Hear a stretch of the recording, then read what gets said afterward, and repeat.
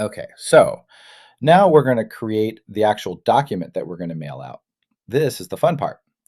In this case, I'm making a postcard for our Taco Tuesday promotion, 50% off tacos. Something simple but catchy.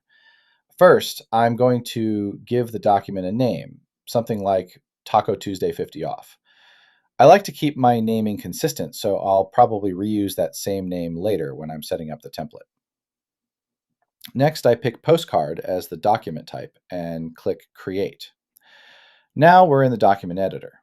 On the left, you'll see the front of the postcard. That's where we'll put the big promo message or image. On the right, you've got the back, and this is where you'll see the protected address zones.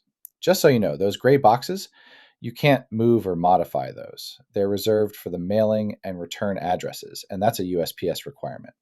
So we lock them down. Everything else, though, totally fair game. You can add text, images, logos, anything you want. But for this example, I'm keeping it simple. I'm going to type something fun like Taco Tuesday Bonanza. Then I'll center it, adjust the font size.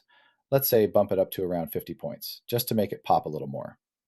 I'll stretch it out, position it toward the middle of the card, and yeah, that looks good. It doesn't have to be perfect, but you want it to look clean and balanced. Now, later, we're going to add some personalized content, things like the customer's name, their custom message, and the promo code. But for now, we're just getting the layout ready.